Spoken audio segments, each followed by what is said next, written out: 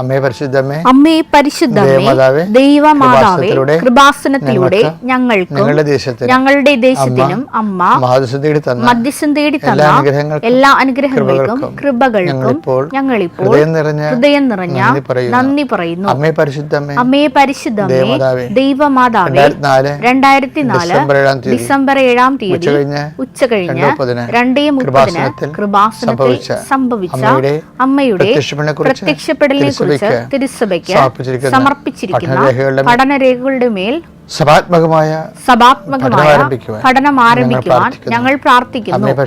അമ്മേ പരിശുദ്ധമേ, ഭൂസ്വർലോകങ്ങളുടെ രാജ്ഞിയായ അങ്ങേയ്ക്ക് ഭൗമ സംരക്ഷണത്തിനായി പ്രപഞ്ച പ്രകൃതിയെ തന്നെ തിരുസഭ പ്രതിഷ്ഠിക്കുവാൻ ഈ പ്രത്യക്ഷീകരണം വഴി ഇടയാക്കണമേ. പരിശുദ്ധമേ, ജപമാല മാതാവേ, സകല കൃപാസനം പ്രാർത്ഥനകളോടും ചേർത്ത് ഞങ്ങളിപ്പോൾ പ്രാർത്ഥിക്കുന്ന ഈ കുടുംബത്തിന്റെ പ്രത്യേക നിയോഗം മക്കളെ, അമ്മയുടെ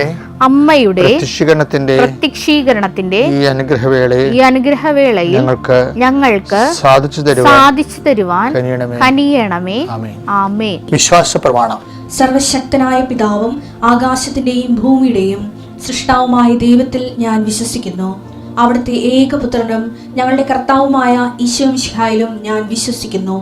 ഈ പുത്രൻ പരിശുദ്ധാത്മാവിനാൽ ഗർഭസ്ഥനായി കന്യകാമറിയത്തിൽ നിന്ന് പിറന്ന് പൊന്തിയോസ് പീലാത്തോസിന്റെ കാലത്ത് പീഡകൾ സഹിച്ച് കുരിശിൽ തറയ്ക്കപ്പെട്ട് മരിച്ച് അടക്കപ്പെട്ട് പാതാളങ്ങളിൽ ഇറങ്ങി മരിച്ചവരുടെ ഇടയിൽ നിന്ന് 3-ാം നാൾ ഉയർത്ത് സ്വർഗത്തിലേക്ക് എഴുന്നള്ളി സർവശക്തിയുള്ള പിതാവായ ദൈവത്തിന്റെ വലതുഭാഗത്തിരിക്കുന്നു.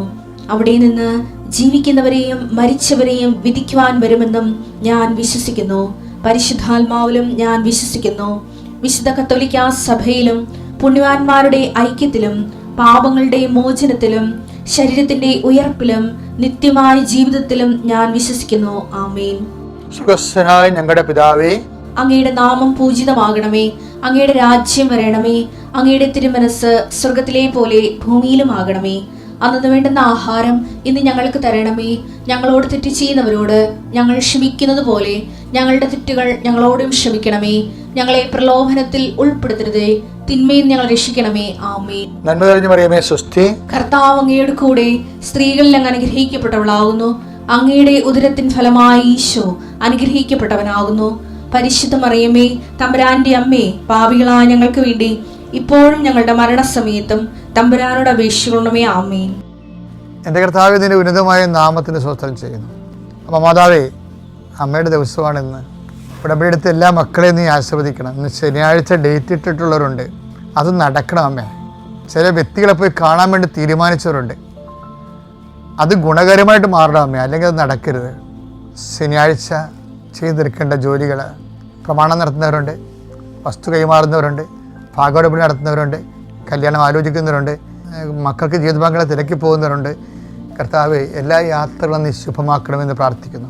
ഈശോയെ, വസ്തു നടത്തിയെടുക്കാൻ പോകുന്നവരുണ്ട്, ജപ്തി വന്ന വസ്തുവിന് പരിഹാരം കാണാൻ വേണ്ടി പരിശ്രമിക്കുന്നവരുണ്ട്. അവരുടെ ആ പരിശ്രമങ്ങളെ അന്ന് വിജയിപ്പിക്കണമെന്ന് പ്രാർത്ഥിക്കുന്നു.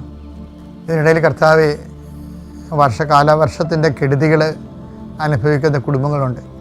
അടുത്ത കൊല്ലമെങ്കിലും സമാധാനത്തിൽ വർഷം പിഴക്കാൻ പറ്റണേ കർത്താവെ എന്ന് പറഞ്ഞ് പ്രാർത്ഥിക്കുന്നവരുണ്ട്. അവിടെ കണ്ണുനീര് ഏറ്റെടുക്കണമെന്ന് പ്രാർത്ഥിക്കുന്നു.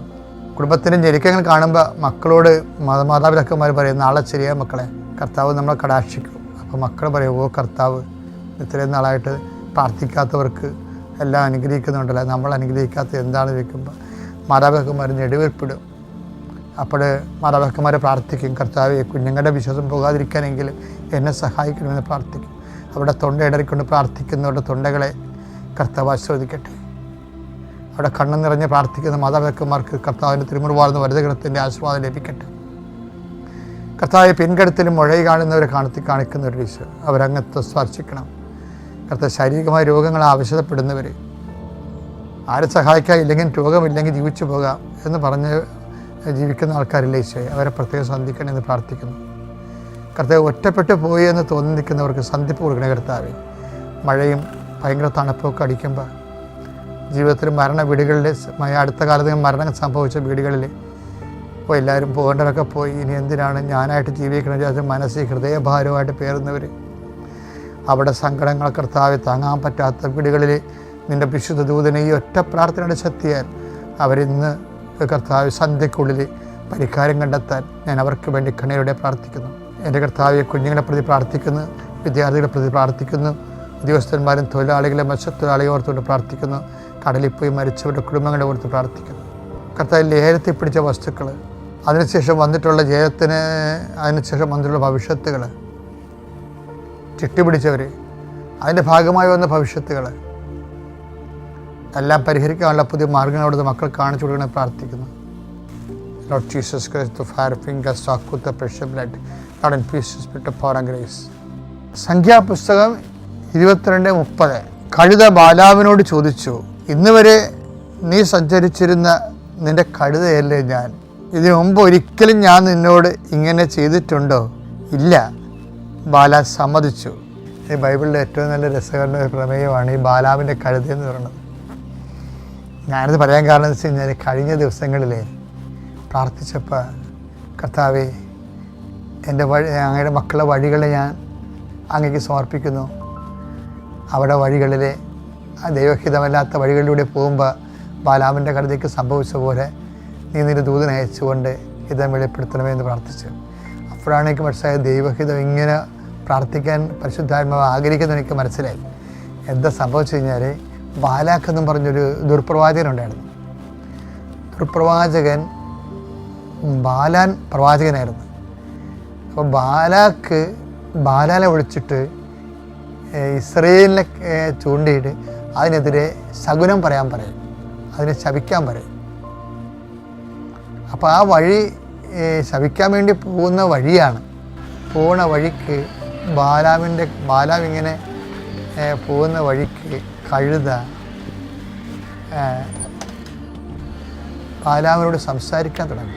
സംഖ്യ 22:29 നീ എന്നെ അവഹേളിച്ചു, വാളുണ്ടായിരുന്നെങ്കിൽ ഞാൻ നിന്നെ കൊന്നു കളയുമായിരുന്നു. അങ്ങനെ പറയാൻ കാരണം വെച്ച് കഴിഞ്ഞാൽ ഇവൻ പോണ കാര്യം ദൈവഹിതം അല്ലല്ലോ ബാലാം പോണത്. അതുകൊണ്ട് ബാലാം പോകുന്ന വഴിയിൽ ഈ കഴുത ഒരു മാലാഖയെ കാണും, ഊരിപ്പിടിച്ച വാളോടെ നിൽക്കണത്. പക്ഷെ ബാലാം കാണത്തില്ല. അപ്പോൾ ഈ ഊരിപ്പിടിച്ച വാളുമായിട്ട് കർത്താവിൻ്റെ ദൂതൻ നിൽക്കുന്ന കാണുമ്പോൾ കഴുത കണ്ട് പേടിക്കും. അപ്പം കഴുത ആ ദൂതൻ്റെ ഇടയ്ക്ക് നിന്ന് മാറി ഉള്ള ആ മതിലിന് ചെറിയ പഴുതുണ്ടാക്കി നൂണ്ട് പോകുമ്പോൾ ബാലാവിൻ്റെ മുട്ട് ഭിത്തിയിൽ വരെയും തൊലി പോകും, ചോര വരും. അപ്പോൾ ഉടനെ ബാലാൻ കഴുതയെ തല്ലും. അപ്പോൾ കഴുത ചോദിക്കുന്നതാണ്, നീ എന്തിനാണ് എന്നെ തല്ലിയത്? ഞാൻ നിൻ്റെ കഴുതയല്ലേ? അപ്പോൾ കർത്താവ് ബാലാവിൻ്റെ കണ്ണുകൾ തുറന്നു. ഊരിയ വാളേന്തി വഴിയിൽ നിൽക്കുന്ന കർത്താവിൻ്റെ ദൂതനെ കണ്ട് അവൻ കവിഴ്ന്നു വീണു. അതായത് നമ്മുടെ വഴികളിൽ കർത്താവിൻ്റെ വചനമുണ്ടേ, പുറപ്പാട് 23:20. ഇതാ ഒരു ദൂതനെ നിനക്ക് മുൻപേ ഞാൻ അയക്കുന്നു, അവൻ നിന്റെ വഴിയിൽ നിന്നെ കാത്തുകൊള്ളും, ഞാൻ ഒരുക്കിയിരിക്കുന്ന സ്ഥലത്തേക്ക് നിന്നെ കൊണ്ടുവരികയും ചെയ്യും. ദൂതനെ അയക്കുന്നത് ബൈബിളിലെ പ്രധാനപ്പെട്ട ഒരു പ്രമേയമാണ്. എല്ലാവർക്കും അനുഭവേദ്യമാണത്, കാര്യം വാഗ്ദാനമാണത്. അതുകൊണ്ട് ദൈവവേദനെ പ്രാർത്ഥിച്ചിട്ട് വീട്ടിൽ നിന്ന് ഇറങ്ങാവും. അത് അവിടെ ഇവിടെയും തട്ടിമുട്ടി തൊട്ടുമുട്ടിയിട്ട് ദൈവത്തിനെ പറ്റിച്ചിറങ്ങരുത്. ചിലർക്കൊരു ആൾക്കാരുണ്ട്, രാവിലെ എഴുന്നേൽക്കുമ്പോൾ പ്രാർത്ഥിക്കും, തിരികെ കത്തിക്കും, എന്നിട്ട് ഇങ്ങനെ കുറച്ച് നേരം നോക്കി വയ്ക്കും, എന്നിട്ട് ഒന്നും മിണ്ടത്തില്ലേ, എന്നിട്ട് ഇങ്ങനെ തൊട്ടിച്ചും പോകും. അതൊന്നും പ്രാർത്ഥനയല്ല. ഒന്നാമത്തെ ദൈവദൃശ്യനിധി നീ ഒരു 10 മിനിറ്റ് എടുത്ത് പ്രാർത്ഥിക്കണം. പോകാൻ നേരത്ത് ചാടി വീണ് പോകാൻ നേരത്ത് കാട്ടിക്കുട്ടി വെപ്പിച്ച് ദൈവത്തിനെ പറ്റിക്കണം ഒരു അഭ്യാസം നടക്കത്തില്ല. കാര്യം എന്താ? വാഗ്ദാനമാണ്, നീ പോകുന്ന വഴികളിൽ ഞാൻ ദൂതനെ അയക്കുമെന്ന്. അപ്പോഴെന്നിട്ടൊരു 10 മിനിറ്റ് എടുത്ത് അല്ലെങ്കിൽ 5 മിനിറ്റ് എടുത്ത് അവിടെ നിന്ന് പ്രാർത്ഥിച്ചിട്ട് വേണം. ഇപ്പം ഞാൻ ഓരോ സ്ഥലത്തൊക്കെ പോകുമ്പോൾ ആദ്യം കൃപാസനം എടുത്ത് ചെന്ന് പോണ വഴിക്ക് വേണ്ടി ദിവ്യകാരണത്തെ എടുത്ത് പറഞ്ഞ് തലേ ദിവസം തന്നെ ഇവർക്ക് ജപമാലയ്ക്ക് സമർപ്പിച്ച് കുർബാനയ്ക്ക് സമർപ്പിച്ചു. അങ്ങനെ എന്താ കാര്യം? നമ്മൾ ദൈവത്തിലാണ്. In him we live and move and have our being. അല്ലേ? എങ്ങനെയാ പറഞ്ഞിരിക്കണേ? അപ്പോസ്തല പ്രവർത്തനം 17:28. എന്തെന്നാൽ അവിടുന്ന് നാം ജീവിക്കുന്നു, അവിടുന്ന് നാം ജീവിക്കുന്നു, ചരിക്കുന്നു, നിലനിൽക്കുന്നു. അപ്പൊ ഇതൊരു കോൺഷ്യസ് ആണ് ശരിക്കും. അല്ലാതെ പോകാൻ നേരത്ത് ഞാൻ പ്രാർത്ഥിച്ചില്ലല്ല, അമ്മ പറയും എടാ പ്രാർത്ഥിച്ചിട്ട് പോടാ, അങ്ങനെ നീ പറയിപ്പിക്കരുത്. ആരും പറയാതെ തന്നെ ദൈവത്തിൻ്റെ സന്നിധിയിൽ നിന്റെ മനസ്സ് തലേ ദിവസം വരെ ഒരുക്കി വെക്കാൻ വേണ്ടി പ്രത്യേകം പ്രാർത്ഥിച്ച്. എന്നാൽ ദൈവം ആരാണെന്ന് നീ അറിയും. അപ്പം എൻ്റെ പേര് ക്രിസ്റ്റീന. ഞാൻ കോട്ടയം കുടമാളൂർ പള്ളി ഇടവകാംഗമാണ്. 2019 നവംബർ 16 തീയതിയാണ് ഞാൻ ആദ്യമായിട്ട് ഈ കൃപാസനം സന്നിധിയിൽ വന്ന് ഉടമ്പടി എടുക്കുന്നത്. ഒരുപാട് നാളത്തെ ആഗ്രഹമായിരുന്നു. എൻ്റെ കല്യാണം കഴിഞ്ഞിട്ട് 6 വർഷമായി. അപ്പം ഞങ്ങളുടെ കുടുംബത്തിൽ സാമ്പത്തികമായിട്ട് ചില ബുദ്ധിമുട്ടുകളും കാര്യങ്ങളൊക്കെ ഉണ്ടായിരുന്നു. അപ്പോൾ എൻ്റെ ഭർത്താവിന് സ്ഥിര വരുമാനത്തോടെയുള്ള ഒരു ജോലി, നല്ല വരുമാനത്തോടെയുള്ളൊരു ജോലി, പിന്നെ അതുപോലെ തന്നെ ഒരുപാട് നാളായിട്ടുള്ള ആഗ്രഹിക്കുന്നായിരുന്നു ഒരു നല്ല വീട്. ഈ ഒരു 2 നിയോഗങ്ങൾ ഞാൻ വെച്ചിരുന്നു പ്രത്യേകമായിട്ട്. ഉടമ്പടി എടുത്തു കഴിഞ്ഞ് എനിക്ക് ഉടമ്പടി എടുത്തു കഴിഞ്ഞ് പ്രഗ്നൻ്റ് ആയതിനെ തുടർന്നുള്ള ഹെൽത്ത് ഇഷ്യൂസ് കാരണം എനിക്കത് കഴിഞ്ഞ് വന്ന് പുതുക്കുവാനോ, അത് ഇവിടെ കൊറോണ ടൈമും കൂടിയായിരുന്നു, പിന്നീട് ഇങ്ങോട്ട് വരാൻ സാധിച്ചില്ല. പക്ഷേ നിരന്തരമായിട്ട് പ്രത്യക്ഷീകരണ പ്രാർത്ഥന ചെല്ലുകയും ബാക്കി പ്രാർത്ഥനകൾ കാര്യങ്ങൾ ചെയ്യുകയൊക്കെ ചെയ്യുന്നുണ്ടായിരുന്നു. അപ്പോൾ എൻ്റെ വീട്ടിലുള്ളവരെല്ലാവരും ഒരുപോലെ ചെയ്യുന്നുണ്ടായിരുന്നു. അതിൻ്റെ ഫലമായിട്ട് അടുത്ത വർഷം ആയപ്പോഴത്തേനും ഞങ്ങൾക്കൊരു പുതിയ വീട് തന്ന് മാതാവ് അനുഗ്രഹിച്ചു. അതുപോലെ തന്നെ ഒരു സ്ഥിര വരുമാനത്തോടെ തന്നെ നല്ലൊരു ജോലി മേഖലയും കൂടി എൻ്റെ ഭർത്താവിന് തുറന്നു കൊടുത്തു. പിന്നെ ആദ്യത്തെ ഉടമ്പടിയിൽ എൻ്റെ നിയോഗമായിരുന്നു. എൻ്റെ പപ്പായും അമ്മയും വർഷങ്ങളായിട്ട് സെപ്പറേറ്റഡ് ആയിട്ടായിരുന്നു പല പ്രശ്നങ്ങൾ കാരണം. അപ്പം കല്യാണം കഴിഞ്ഞപ്പോഴാണ് ഞാൻ ഒത്തിരി ആഗ്രഹിച്ചായിരുന്നു അവരൊന്നിച്ച് വീണ്ടും പിണക്കങ്ങളൊക്കെ മാറി വരണം. എൻ്റെ അമ്മ വെളിയിലാണ്. അപ്പം ഞാൻ ഒത്തിരി ആഗ്രഹിച്ച് പ്രാർത്ഥിച്ചായിരുന്നു. അതിൻ്റെ ഫലമായിട്ട് അപ്പായും അമ്മയും തമ്മിൽ പിന്നെ വർഷങ്ങൾക്ക് ശേഷം മിണ്ടാനും സംസാരിക്കാനും ഒക്കെ തുടങ്ങി. ഇപ്പം നല്ല കൂട്ടായിട്ട് തന്നെ പോകുന്നു. അതുപോലെ തന്നെ എൻ്റെ ഡിഗ്രി അത് ഫസ്റ്റ് എഞ്ചിനീയറിങ്ങിന് പോയിട്ട് എനിക്കത് ഡിസ്കണ്ടിന്യൂ ചെയ്യേണ്ട കുറച്ച് കാര്യങ്ങളുണ്ടായി. അപ്പം എനിക്കത് ഡിഗ്രി വീണ്ടും റീസ്റ്റാർട്ട് ചെയ്യണം. കല്യാണം കഴിഞ്ഞാണല്ലോ എനിക്കത് കണ്ടിന്യൂ ചെയ്യണം എൻ്റെ പഠിത്തം എന്നുള്ള ഒരു വലിയ ആഗ്രഹം ഞാൻ മാതാവിനോട് പറഞ്ഞായിരുന്നു. അതും ഈ ഒരു കഴിഞ്ഞ വർഷം തന്നെ എനിക്ക് അടുത്ത വർഷമായപ്പോൾ തന്നെ എനിക്ക് പുതിയ ഡിഗ്രിക്ക് ജോയിൻ ചെയ്യാനും എനിക്കതിൽ തുടരാനും ഒക്കെയുള്ള ഒരു അനുഗ്രഹം മാതാവ് തന്നു. അതിനുശേഷം ഞാനിവിടെ പുതുക്കാൻ വന്നില്ലായിരുന്നു. പക്ഷേ മാതാവിൻ്റെ കാശ് രൂപ എൻ്റെ കയ്യിലുണ്ടായിരുന്നു. ഞാൻ അത് കഴിഞ്ഞ് വീണ്ടും എൻ്റെ 3ാമത്തെ കുഞ്ഞിനെ പ്രഗ്നൻ്റ് ആയിരുന്ന സമയത്ത് വീണ്ടും പപ്പ വന്ന് ഇവിടെ ഉടമ്പടി കുറച്ച് കടബാധ്യതയും കാര്യങ്ങളൊക്കെ ഉണ്ടായിരുന്നു. അപ്പോൾ പപ്പ വന്ന് ഹസ്ബൻഡിൻ്റെ പപ്പ വന്ന് ഇവിടെ ഉടമ്പടി എടുത്തു. അങ്ങനെ വീണ്ടും ഞങ്ങൾ കൃപാസനത്തിലേക്ക് സാക്ഷ്യങ്ങൾ കേൾക്കുവാനും ഒരുപാട് വീണ്ടും സാക്ഷ്യങ്ങൾ കേൾക്കും തോറും മാതാവിനോട് കൂടുതൽ അടുക്കണമെന്നുള്ള ഭയങ്കര തീവ്രമായ ആഗ്രഹം ഞങ്ങൾ എല്ലാവരും ഉണ്ടായി. അപ്പം ഞാൻ മാതാവിനോട് പറഞ്ഞു, എൻ്റെ ഈ ഒരു പ്രഗ്നൻ്റ് ആയിരുന്ന സമയത്തിൽ എനിക്ക് പെട്ടെന്ന് എനിക്ക് ഇത്രയും ദൂരം വന്ന് ഉടമ്പടി എടുക്കാനോ പുതുക്കാൻ സാധിക്കത്തില്ല. അപ്പോൾ ഞാൻ എന്നെക്കൊണ്ടാവുന്ന ഏറ്റവും അടുത്ത ദിവസം ഞാൻ വരും, ഉടമ്പടി എടുക്കുമെന്ന് ഞാൻ പറഞ്ഞായിരുന്നു മാതാവിനോട്. അപ്പോൾ ആ സമയത്ത് ഞാൻ കുഞ്ഞിനെ 9 മാസം പ്രഗ്നൻ്റ് ആയിരുന്ന ടൈമിൽ പെട്ടെന്ന് ഞങ്ങൾക്കൊരു ഫുഡ് പോയ്സൺ, അത് കുറച്ച് ഹെവി ആയിട്ടൊരു ഫുഡ് പോയ്സൻ്റെ ഇഷ്യൂ ഇവിടെയൊക്കെ പാത്രത്തിലൊക്കെ ഉണ്ടായിരുന്നു, കുഴിമന്തിയൊക്കെ, അങ്ങനെ ഒരു വലിയൊരു ഇഷ്യൂ ഉണ്ടായി. ഞാൻ ലേബർ റൂമിൽ സീരിയസ് ആയിട്ട് എനിക്ക് കിടക്കേണ്ടി വന്നു കുറച്ച് ദിവസത്തേന്. ആ ഒരു ടൈമിൽ ഒരു വയറ്റിൽ നിന്ന് ഇങ്ങനെ ലൂസ് മോഷനായിട്ട് അങ്ങനെ ഭയങ്കരമായിട്ട് ബോഡിയിൽ വെള്ളമില്ല. അപ്പോൾ കുഞ്ഞിന് അത് ഒത്തിരി ബാധിക്കുന്ന ഒരു സിറ്റുവേഷൻ വന്നു.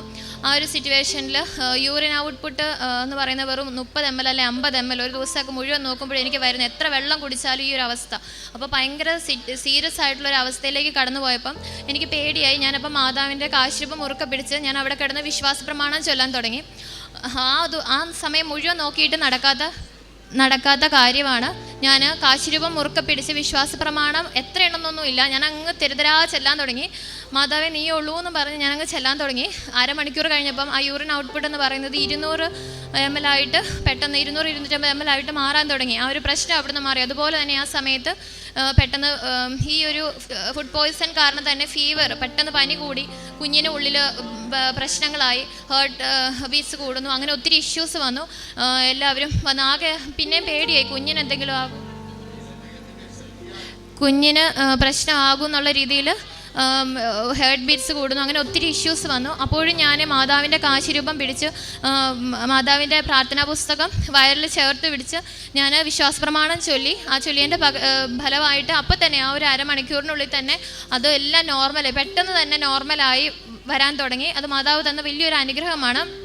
അതെല്ലാം കഴിഞ്ഞ് എൻ്റെ ഡെലിവറി ഡേറ്റിൻ്റെ ടൈം ആയപ്പോൾ എനിക്ക് ഭയങ്കര ആഗ്രഹമായിരുന്നു. ഡിസംബർ 7-ാം തീയതി ഇവിടെ മാതാവ് പ്രത്യക്ഷപ്പെട്ട ദിവസമാണ്. അപ്പോൾ എനിക്ക് ഡിസംബർ 7-ാം തീയതി തന്നെ എനിക്ക് കുഞ്ഞിന്, അല്ലെങ്കിൽ 7-ാം തീയതി അല്ലെ 8-ാം തീയതി അമലോത്ഭവ തിരുനാളാണ്. അപ്പോൾ ആ ഒരു 2 ദിവസത്തിൽ എന്നെങ്കിലും കുഞ്ഞിന് ഡെലിവറി ചെയ്യണം. അതുപോലെ തന്നെ ഒരു പെൺകുഞ്ഞായിരുന്നെങ്കിൽ എന്നൊരു ഭയങ്കര ആഗ്രഹവും ഉണ്ടായിരുന്നു. അതുപോലെ തന്നെ മാതാവ് എനിക്ക് സാധിച്ചു തന്നു. എനിക്കൊരു അന്ന് ഡിസംബർ 7-ാം തീയതി തന്നെ ഒരു പെൺകുഞ്ഞിന് ഡെലിവറി ചെയ്തു.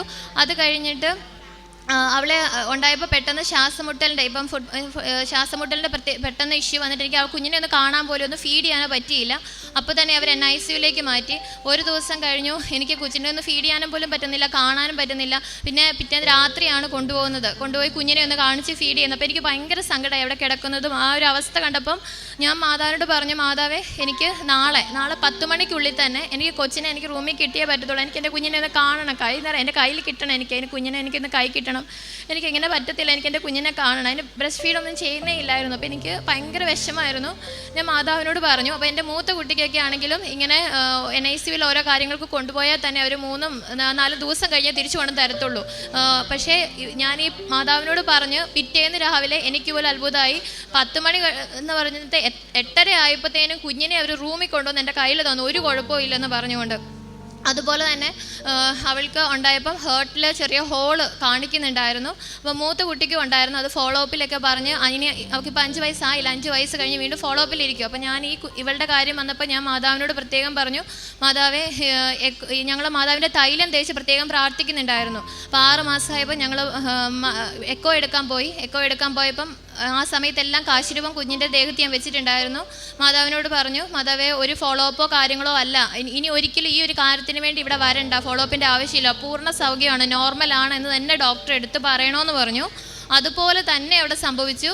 മാതാവിൻ്റെ തൈലം തേച്ച് പ്രാർത്ഥിച്ച് കാശിരൂപം പിടിച്ച് പ്രാർത്ഥിച്ചതിൻ്റെ ഫലമായിട്ട് അവിടെ കുഞ്ഞിൻ്റെ എക്കോ ഫുൾ ക്ലിയർ ആണ്, ഒരു കുഴപ്പവും ഇല്ല, നോർമലാണ്, ഇനി ഹോളെല്ലാം അടഞ്ഞു, നോർമലാണെന്ന് പറഞ്ഞു ഡോക്ടർ. അതുപോലെ തന്നെ അങ്ങനെ പറഞ്ഞു.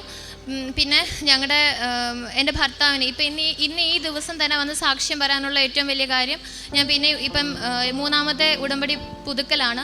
ഈ ഒരുപാട് അനുഗ്രഹങ്ങൾ എനിക്ക് എണ്ണിയാൽ തീരത്തില്ല, പറഞ്ഞ് തീർന്നാലും ഏതെങ്കിലുമൊക്കെ മിസ്സായി പോകും. കാരണം അത്രയ്ക്ക് ഞാൻ ഈ കഴിഞ്ഞ ഏറ്റവും ലാസ്റ്റ് എടുത്ത ഉടമ്പടിയിൽ ഞാൻ വെച്ച നിയോഗങ്ങൾ, എൻ്റെ അമ്മ 10-12 വർഷമായിട്ട് കുവൈറ്റിൽ വർക്ക് ചെയ്യുന്നതാണ്. അപ്പോൾ അമ്മയ്ക്ക് ഇടയ്ക്കൊന്ന് നാട്ടിൽ വന്ന്, കൊറോണയുടെ സമയത്ത് നാട്ടിൽ വന്ന്, പിന്നെയും കടം 5 ലക്ഷം രൂപയോളം കടമെടുത്താണ് പിന്നെയും തിരിച്ചു പോയത്. അപ്പോൾ ആ സമയത്താണെങ്കിലും അമ്മയ്ക്ക് ജോലി അങ്ങനെ പോയപ്പോൾ ജോലി കുറച്ച് നാൾ കഴിഞ്ഞപ്പോൾ പെട്ടെന്ന് അവർ ജോലി നഷ്ടപ്പെടുന്ന ഒരു സിറ്റുവേഷൻ വന്നു. 1 മാസം കൂടി ഇനി ജോലിയുള്ളൂ, അത് കഴിഞ്ഞ് പൊക്കോ എന്നുള്ള രീതിയിൽ അവർ പറഞ്ഞു. അപ്പോൾ എന്ത് ചെയ്യണമെന്നറിയില്ല, കടബാധ്യതയാണ്, ഒരു രീതിയിലും ഒന്നും ചെയ്യാൻ പറ്റാത്ത അവസ്ഥയിൽ ഒരുപാട് വിഷമിച്ചു. ഞാനിവിടെ വന്ന് ഉടമ്പടിയിൽ ആദ്യത്തെ നിയോഗം അമ്മയ്ക്ക് വേണ്ടിയാണ് വെച്ചത്. അതിൻ്റെ ഫലമായിട്ട് ആ മാസം തന്നെ ഞാൻ അറിഞ്ഞു അവിടെ ആ ഒരു തീരുമാനം അവരവിടെ നിന്ന് മാറ്റി. അമ്മയ്ക്ക് ജോലി നഷ്ടപ്പെടില്ല, ജോലിയിൽ തുടരാം എന്ന് പറഞ്ഞ് അമ്മയ്ക്ക് ജോലി നഷ്ടപ്പെടാതെ വീണ്ടും അവിടെ തന്നെ കണ്ടിന്യൂ ചെയ്യാനുള്ള രീതിയിൽ മാതാവ് അനുഗ്രഹിച്ചു. പിന്നെ ഞാൻ വെച്ചിരുന്ന ഒരു നിയോഗം, എൻ്റെ ഭർത്താവിന് ഞങ്ങൾക്ക് ഒരുപാട് കടബാധ്യത കാര്യങ്ങളൊക്കെ വന്നപ്പോഴത്തേനും വീട് വിൽക്കുന്നതിൻ്റെ ഒരു കാര്യം വന്നായിരുന്നു. വീട് വിൽക്കുമ്പോൾ കടബാധ്യത ഒരു 45, ഒത്തിരി ഞങ്ങൾ നോക്കി, 10-60 ലക്ഷം രൂപ വിലയുള്ള വീടാണ്. പക്ഷേ കടബാധ്യതയും കാര്യങ്ങളും ഞങ്ങൾ അറിയാതെ ഉണ്ടായ കടബാധ്യതയാണ് പല കാരണങ്ങളും കൊണ്ട്. അപ്പം 43 ലക്ഷം രൂപയുടെ ബാധ്യതകളുണ്ട്. 45 ലക്ഷം രൂപയ്ക്ക് മാതാവേ അത്രയെങ്കിലും രൂപയ്ക്ക് വീടൊന്ന് വിറ്റ് കിട്ടണം എന്നുള്ള, കടം മുഴുവൻ തീരണം എന്ന് പറഞ്ഞ് മാതാവിനോട് പ്രാർത്ഥിച്ചു. മാതാവ് 48 ലക്ഷം രൂപയ്ക്ക് വീട് വിറ്റു, ഞങ്ങളുടെ കടബാധ്യതകളെല്ലാം മാറ്റി തന്നു. പിന്നെ എൻ്റെ ഹസ്ബൻഡിനാണെങ്കിലും ഞങ്ങൾക്കൊരു വെളിയിലോട്ട് ഞങ്ങൾ ജോലി നോക്കുന്നുണ്ടായിരുന്നു. അപ്പം വെളിയിലോട്ട് ജോലി നോക്കുമ്പോൾ നമുക്ക് യൂറോപ്യൻ കൺട്രീസ് ഒന്നും കിട്ടാൻ ഭയങ്കര ബുദ്ധിമുട്ടാണ്. അപ്പം ഒരു സിംഗപ്പൂരിലേക്കാണ് ഒരു ജോലിയുടെയാണ് വന്നത്. അങ്ങനെ എവിടെയെങ്കിലും എന്നുള്ള രീതിയിൽ ഞങ്ങൾ സിംഗപ്പൂരിൽ നിന്ന് പറഞ്ഞ് ഞങ്ങൾ എടുത്തു. പക്ഷേ ഞാനിവിടെ വന്ന് ഉടമ്പടിയിൽ പുതുക്കിയപ്പോൾ നിയോഗം വെച്ച് പ്രാർത്ഥിച്ചു, മാതാവേ എനിക്ക് ഓസ്ട്രേലിയ എന്ന് പറയുന്നൊരു രാജ്യം, ആ ഒരു ഇതിലേക്ക് വേണം, യൂറോപ്യൻ കൺട്രി വേണം എന്നുള്ളൊരു ആഗ്രഹം മാതാവിനോട് പറഞ്ഞു, പ്രത്യേകം പ്രാർത്ഥിച്ചു.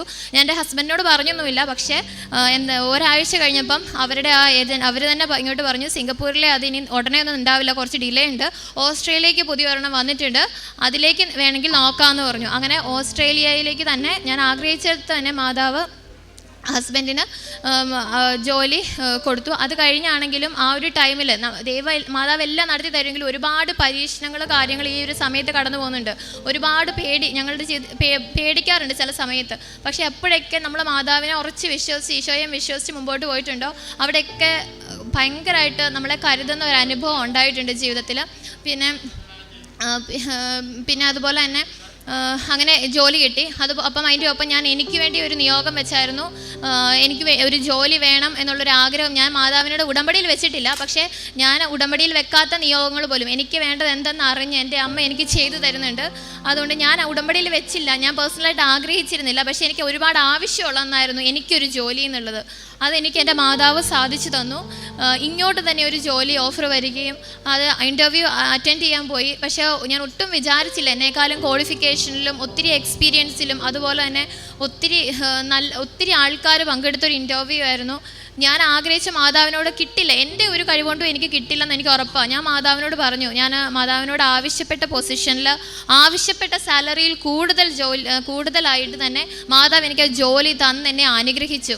അത് ഈ 2 സാക്ഷ്യങ്ങൾ ഞാൻ ഇന്നിവിടെ വന്ന് പറഞ്ഞോളാം. എൻ്റെ ഹസ്ബൻഡ് ഈ ശനിയാഴ്ച പോവുകയാണ് ഓസ്ട്രേലിയക്ക്. അപ്പം അതിനു മുമ്പ് ഞാൻ ഇവിടെ വന്ന് സാക്ഷ്യപ്പെടുത്തിക്കൊള്ളാൻ നേർന്നിരുന്നു. അതിൻ്റെ ഭാഗമായിട്ടാണ് ഇന്ന് തന്നെ ഞാൻ ഇവിടെ വന്ന് സാക്ഷ്യം പറഞ്ഞത്. പിന്നെ ഒരു കാര്യം കൂടി പറയാനുണ്ട്. ഓരോ പ്രാവശ്യവും നമുക്ക് ഭയങ്കരമായിട്ട് ഫീൽ ചെയ്യും. മാതാവിൻ്റെ കാശുരൂപം കയ്യിൽ പിടിച്ച് അല്ലെങ്കിൽ നമുക്ക് ഓരോ നിമിഷവും അമ്മ മാതാവിനെ നമ്മുടെ സ്വന്തം അമ്മയെ പോലെ തന്നെ നമുക്ക് ഫീൽ ചെയ്യും ഭയങ്കരമായിട്ട്. എനിക്ക് ഉടമ്പടിയിലെ പ്രാർത്ഥനകൾ കാര്യങ്ങൾ കറക്റ്റായിട്ട് ചെല്ലാൻ പറ്റാത്ത ഒരു ഇത് വന്ന്. അപ്പം എൻ്റെ ആദ്യം ഒരു പ്രാവശ്യം കാശുരൂപം നഷ്ടപ്പെട്ടതാണ്. അപ്പം നഷ്ടപ്പെട്ട് കഴിഞ്ഞ് രണ്ടാമത് എനിക്ക് കിട്ടിയ കാശുരൂപമാണ്. അപ്പോൾ ഞാൻ എനിക്ക് അത് പിടിച്ച് നടന്ന സാക്ഷ്യങ്ങൾ കേട്ട് ഞാൻ എൻ്റെ മാലയിൽ ഇട്ടതാണ്. അപ്പോൾ എനിക്കത് എങ്ങനെയോ ഒരു പ്രാവശ്യം എൻ്റെ കയ്യിൽ നഷ്ടപ്പെട്ടു. അപ്പോൾ എനിക്കത് ഭയങ്കര സങ്കടമായി. ഇതിപ്പോൾ 2ാമത്തെ പ്രാവശ്യം എൻ്റെ കാശുരൂപം എനിക്ക് നഷ്ടപ്പെടുന്നത്. അപ്പോൾ മാതാവിന് ഞാൻ ചെയ്യുന്നതൊന്നും ഇഷ്ടമാവുന്നില്ല, അതുകൊണ്ടല്ലേ ഇറങ്ങിപ്പോയത് എൻ്റെ അടുത്ത് നിന്ന് എന്നൊക്കെ പറഞ്ഞ് എനിക്ക് ഭയങ്കര സങ്കടമായി. ഞാനിപ്പം സാക്ഷ്യങ്ങളാണെങ്കിലും ഒത്തിരി ഞാനൊന്നും പ്രാർത്ഥനകളാണെങ്കിലും പലപ്പോഴും എനിക്ക് പിള്ളേരൊക്കെ ഉള്ളതുകൊണ്ട് ചിലപ്പോൾ എന്തെങ്കിലുമൊക്കെ ചെറിയ ചെറിയ കുറവുകൾ ഉണ്ടാവാറുണ്ട്. അപ്പോൾ അതുകൊണ്ടാണ് എൻ്റെ ഒരു അയോഗ്യതയാണെന്നോർത്ത് ഞാൻ സങ്കടപ്പെട്ടു. അങ്ങനെ സങ്കടപ്പെട്ടു മാതാവിനോട് ഞാൻ പിണങ്ങിയിരുന്ന് കഴിഞ്ഞപ്പോഴത്തേനും 2 ദിവസം കഴിഞ്ഞപ്പോഴത്തേനും ഞാൻ അവിടെ വീട് മുഴുവൻ അരിച്ച് വർക്കിയതാണ്. ഒരു രീതിയിലും അവിടെ ഒന്നുമില്ല. പക്ഷേ കഴിഞ്ഞപ്പോഴത്തേനും ഉണ്ട് ഞങ്ങളുടെ അവിടെ ഞാനൊരു ദിവസം വന്ന് നോക്കുമ്പോൾ ഞാൻ അന്ന് ആ കട്ടിലേന്ന് എഴുന്നേറ്റ് പോയിട്ട് ഒരു 5 മിനിറ്റ് ആയതുള്ളൂ. പിന്നെ ഒന്നുകൂടെ മുറി വന്നപ്പോൾ ഉണ്ട് ബെഡിൻ്റെ നടുക്ക് ആരോ കൊണ്ടുപോയി വെച്ചിരിക്കുന്ന പോലെ കാശുരൂപം ഇരിക്കുന്നു. അത് ഭയങ്കര കാരണം നടുക്ക് അതുപോലെ ആരോ കൊണ്ട് വെച്ചിരിക്കുന്ന പോലെ, ചുമ്മാ ഏതെങ്കിലും കോണിലല്ല കിടക്കുന്നത്. ഞാൻ ആ വീട് മുഴുവൻ അരിച്ച് വർക്കിയതായിരുന്നു. പക്ഷേ അതുപോലെ എനിക്ക് ആ കാശുരൂപം അവിടെ ഇരുന്ന് കിട്ടി. അത് ഭയങ്കര ഒരു അനുഗ്രഹമായിരുന്നു. പിന്നെ അതുപോലെ തന്നെ എനിക്ക് ഞങ്ങളുടെ ചെറിയ കുടുംബ പ്രശ്നങ്ങളും കാര്യങ്ങളൊക്കെ ഉണ്ടായിരുന്നു. അപ്പം ഒരിക്കലും വീട് മാറണം എന്നുള്ള രീതിയിലൊന്നും ഞാൻ പ്രാർത്ഥിച്ചിട്ടിരുന്നില്ല. പക്ഷേ ഞാനും ഭർത്താവുമായിട്ട് കുറച്ച് പരസ്പരം സമാധാനത്തിലും സ്നേഹത്തിലും പോകണം എന്നുള്ളൊരു ഭയങ്കര ആഗ്രഹിച്ച് മാതാവിനോട് പ്രാർത്ഥിച്ചായിരുന്നു. പക്ഷേ ഞാൻ പ്രാർത്ഥിച്ച് അവിടെ ചെന്ന് കഴിഞ്ഞപ്പോൾ സംഭവിച്ച നേരെ ഓപ്പോസിറ്റാണ്. മുഴുവൻ ശരിക്കും പ്രശ്നങ്ങൾ തന്നെയാണ് ഉണ്ടായത്. പക്ഷേ ഞാൻ മാതാവിനെ മുറുക്കെ പിടിച്ചു. മാതാവ് എനിക്ക് എല്ലാം നന്മയ്ക്കാന്ന് ഉറച്ച് വിശ്വസിച്ച് നിന്നു. അപ്പോൾ സംഭവിച്ചത് എന്താണെന്ന് വെച്ച് കഴിഞ്ഞാൽ ശരിക്കും പ്രശ്നങ്ങൾ നടന്നു. അതിൻ്റെ അവസാന തീരുമാനം ഉണ്ടായത് ഞങ്ങൾ മാറി താമസിക്കാന്നുള്ള രീതിയിൽ കാര്യങ്ങൾ വന്നു. അത് കഴിഞ്ഞ് ഉടമ്പടി പുതുക്കുന്ന സമയത്ത് ഞാൻ മാതാവിനോട് വന്ന് പറഞ്ഞു, മാതാവേ ഇനി അവിടെ നിന്ന് ഇനിയും പ്രശ്നങ്ങളായിട്ട് എനിക്ക് മാതാവ് എത്രയും പെട്ടെന്ന് തന്നെ ആ വീട്ടിലോട്ട് മാറാനുള്ള മാതാവ് ഒരുക്കുന്നതാണെങ്കിൽ എനിക്ക് ആ വീട്ടിലോട്ട് എത്രയും പെട്ടെന്ന് മാറാൻ സാധിക്കണമെന്ന് മാത്രമേ ഞാൻ പറഞ്ഞുള്ളൂ. പറഞ്ഞ് ഞാൻ വീട്ടിൽ ചെന്ന് അന്ന് തന്നെ എനിക്ക് എഴുതിക്കാനും അടുത്ത ദിവസം തന്നെ വീട് മാറാനും ഒക്കെ ആയിട്ട് മാതാവ് ഒരുക്കി തന്നു. പിന്നീട് ഞാൻ ആ പറഞ്ഞ നിയോഗം, അതായത് ഞങ്ങൾ സമാധാനത്തോടെ തന്നെ ഞങ്ങൾക്ക് മുമ്പോട്ട് പോകാനും സാധിച്ചു. ഇത് പറഞ്ഞത് മറ്റൊന്നും കൊണ്ടല്ല, നമ്മളൊരു കാര്യം മാതാവിനോട് പറഞ്ഞു കഴിഞ്ഞാൽ, ഈശോയോട് ആവശ്യപ്പെട്ട് കഴിഞ്ഞാൽ ആ ഒരു പോസിറ്റീവായിട്ടുള്ള കാര്യങ്ങൾ മാത്രമായിരിക്കില്ല നടക്കുന്നത്. ചിലപ്പം എന്തെങ്കിലും ഒരു റെസ്പോൺസ് അവിടെ ഉണ്ടാകും. ചിലപ്പോൾ നമ്മൾ ഉദ്ദേശിക്കുന്ന പോലെ സന്തോഷമായിട്ടും ആയിരിക്കത്തില്ല ആദ്യം മുമ്പിൽ കാണുന്നത്. പക്ഷേ ഫൈനൽ റിസൾട്ട് എന്ന് പറയുന്നത് നമ്മൾ എന്താണോ ആഗ്രഹിച്ചത് അത് തന്നെയായിരിക്കും മാതാവ് കൊണ്ടും തരുന്നത്. അപ്പോൾ കുറേ കഷ്ടപ്പെട്ടാലും വിഷമിച്ചാലും അവസാനം മാതാവ് നമുക്ക് കൂടെ നമ്മൾ ചേർന്ന് നിന്ന ഫൈനൽ ഏറ്റവും നല്ലൊരു റിസൾട്ട് തന്നെ തരും. ഇതിൽ ഒരുപാട് അനുഗ്രഹങ്ങളുണ്ട്. എല്ലാം തന്ന മാതാവിന് ഒത്തിരി നന്ദി. താങ്ക് യു സോ മച്ച് ഈശോയ്ക്കും മാതാവിനും. ശക്തനായവൻ എനിക്ക് വലിയ കാര്യങ്ങൾ ചെയ്തിരിക്കുന്നു. ലൂക്കായുടെ വിശുദ്ധ സുവിശേഷം 1-ാം അധ്യായം 49-ാം തിരുവചനമാണ്. ക്രിസ്റ്റീന എന്ന ഈ മകള് ഉടമ്പടി എടുത്തതിന് ശേഷം തൻ്റെ ജീവിതത്തിൽ കിട്ടിയ കൃപകൾ, കുഞ്ഞിൻ്റെ എക്കോയിൽ ഹോൾ ഉണ്ടെന്ന് പറഞ്ഞത് പിന്നീട് നോർമലാകുന്നതും, അതുപോലെ ഹസ്ബൻഡിൻ്റെ വിദേശ ജോലി സിംഗപ്പൂർ എന്ന് പറയുന്ന സ്ഥലമാണ് ആ രാജ്യത്തേക്ക് പോകാൻ വേണ്ടി നോക്കുമ്പോൾ ഓസ്ട്രേലിയ കിട്ടിയിരുന്നെങ്കിൽ എന്ന് ചിന്തിക്കുന്നു. പിന്നീട് എങ്ങനെയാണത് ഓസ്ട്രേലിയയിലേക്ക് തന്നെ വരുന്നതെന്ന് നാം കേട്ടു. അതുപോലെ ഈ മകൾക്ക് ജോലി ലഭിക്കുന്നു. മനസ്സിൽ വിചാരിക്കുന്നത് മാത്രമേ ഉള്ളൂ തനിക്കൊരു ജോലി കിട്ടിയിരുന്നെങ്കിലെന്ന്. ഒത്തിരി പേര് അറ്റൻഡ് ചെയ്ത ഇൻ്റർവ്യൂവിൽ ഒത്തിരി ക്വാളിഫിക്കേഷനൊക്കെ ഉള്ളവരുണ്ടായിരുന്നു എന്നാണ് പറഞ്ഞത്. എന്നാൽ ആ ജോലി ഈ മകൾക്ക് ലഭിക്കുകയാണ്. കടബാധ്യതകളിൽ നിന്നൊക്കെ എങ്ങനെയാണ് വീട് വിറ്റ് അതൊക്കെ ഇവർക്ക് തീർക്കാൻ സാധിക്കുന്നത് എന്നുള്ളതെല്ലാം നാം കേട്ടു. അതുപോലെ തൻ്റെ കുഞ്ഞിനെ പ്രഗ്നൻ്റ് ആയിരുന്നപ്പോൾ ഫുഡ് പോയിസൺ, അതുമൂലം കുഞ്ഞിനുണ്ടാകുന്ന കോംപ്ലിക്കേഷൻസ്, അതൊക്കെ പിന്നീട് എങ്ങനെയാണ് ഉടമ്പടി കാശുരൂപം പിടിച്ച് ഈ മകൾ പ്രാർത്ഥിക്കുമ്പോൾ അതെല്ലാം പെട്ടെന്ന് തന്നെ സൗഖ്യമാവുകയാണ്. അങ്ങനെ തൻ്റെ ജീവിതത്തിൽ താൻ മനസ്സിൽ ചിന്തിച്ചതും എന്നാൽ മറ്റ് നിയോഗങ്ങളൊക്കെ ഉള്ളതുകൊണ്ട് എഴുതാഞ്ഞതുമായ പല കാര്യങ്ങൾക്കും എങ്ങനെ പരിശുദ്ധ അമ്മയുടെ മധ്യസ്ഥതയിലൂടെ അമ്മ എങ്ങനെയാണ് അതൊക്കെ ഈ മകൾക്കും കുടുംബത്തിനും കൃപകളാക്കി കൊടുത്തത്. തൻ്റെ പപ്പയും അമ്മയും വർഷങ്ങളായിട്ട് അകന്നു നിന്നിരുന്നവർ ഒരുമിക്കണമെന്ന് ഈ മകൾ പ്രാർത്ഥിച്ചു. അതുപോലെ അമ്മയുടെ ജോലി ഇനി 1 മാസം കൂടി ഇവിടെ ചെയ്താൽ മതി, ഇനി ജോലിയേ ഇല്ല എന്ന് പറയുന്നിടത്ത് വീണ്ടും തുടർന്ന് ജോലി അവിടെ തന്നെ കിട്ടുന്നു. അങ്ങനെ ശക്തനായവൻ എനിക്ക് വലിയ കാര്യങ്ങൾ ചെയ്തിരിക്കുന്നു എന്ന് പരിശുദ്ധ അമ്മയുടെ സ്തോത്രഗീതം. ഉടമ്പടി എടുത്ത ഓരോ മക്കളുടെയും ജീവിതത്തിൽ ഉടമ്പടി നിബന്ധനകൾ നാം പാലിച്ചു പോകുമ്പോൾ നമ്മുടെ ജീവിതത്തിലും കൃപകൾ വർഷിക്കപ്പെടുകയാണ്. നമുക്ക് കരങ്ങളടിച്ച് ഈശോയ്ക്കും അമ്മയ്ക്കും നന്ദി പറയാം, ദൈവത്തെ ആരാധിക്കാം, മഹത്വപ്പെടുത്താം. യേശുവേ നന്ദി, യേശുവേ സ്തുതി, യേശുവേ ആരാധന.